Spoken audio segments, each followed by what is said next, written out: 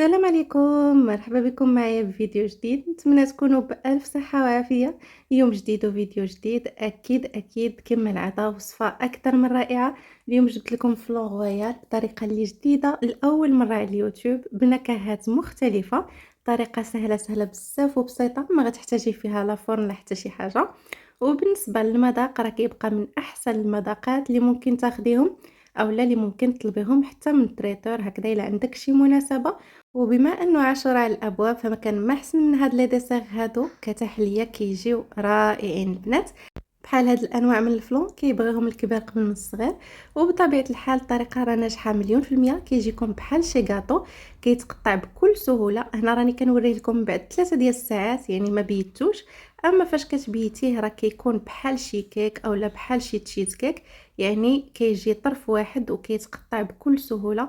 كيجي كريمي البنات بزاف. المهم انتما كتشوفوا من بعد 3 سوايع وكيعطيك هاد النتيجه هذه، وإلا بيتيه راه النتيجه ولا اروع. غادي نبداو بسم الله على بركه الله. غادي نشوف معكم طريقه التحضير، واذا كنتوا اول مره كتشاهدوا القناه فما تردوش تشتركوا وتفعلوا زر الجرس باش هكذا يوصلكم كل جديد.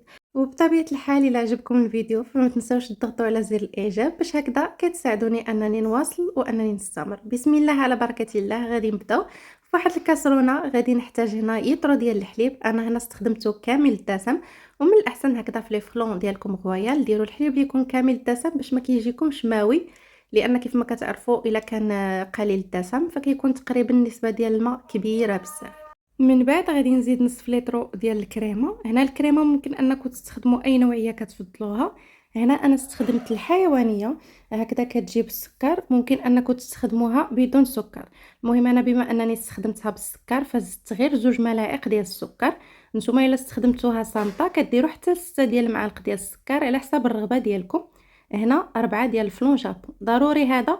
علاش؟ لان القوام كيجي متماسك. تاني حاجه الفلون الا بات في الثلاجه ما كيطلقش الماء.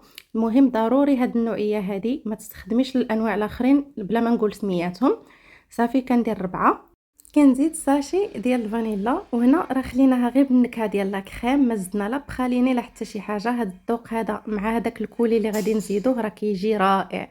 زدت معلقه ديال بودره كريم باتيسير، غير اختياريه باش كتعطي واحد لا تكستور كريميه اكثر.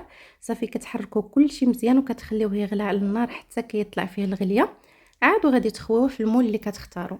بالنسبه للمول انا اختاريت هذا الحجم هذا، وانتم كتختاروا النوع اللي بغيتو والشكل اللي بغيتو.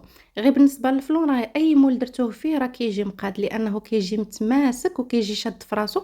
خصوصا الا بيتوه ليله كامله راه كيجي بحال شي طاغط كيف ما قلت لكم. كنخوي هكذا داك الفلون من بعد ما طاب وغلا في هذاك المول، وكنخليه في درجه حراره الغرفه حتى كيجمد تماما. عاد كندخلوه للثلاجه باش يبرد. بالنسبه للتزيين هنا اختاريت هاد البلو بيري اولا الميرتيل. عندي هنايا واحد 150 غرام حتى 200 غرام هانتوما كتشوفوا. غادي نزيد عليهم 2 معالق ديال السكر فقط. بالنسبه لهنا راه ما بغيناش يولي مربى، بغيناه غير يطلق هذاك السيرو ديالو واللون المميز ديالو. وصافي كنكونوا يعني وجدناه باش غادي نزينوا به. هانتوما كتشوفوا خليته هكذا واحد 4 ساعه فوق عافيه مهيله حتى رجع بهذا الشكل هذا، طلق كاع داك الماء ديالو وتأسل. يعني ماشي مربى اولا كونفيتير، غير كولي خفيف. صافي بهذا الشكل هذا خليته حتى برد وزينت به الفلوم الفوق كيف ما كتشوفوا كيبقى كصلصه مرافقه. زينت بهاد الفواكه هذه اللي قطعتها على هذا الشكل هذا. وفي القناه كاين بزاف ديال الطرق اللي كتزينوا بهم الفلون. يعني راه ديجا خدمت معكم هكذا كتستفي الفواكه اللي بغيتي وكتحطيهم وكتقدميه بالصحه والراحه. تهلاو فراسكم بزاف، ما تنساونيش بجيم.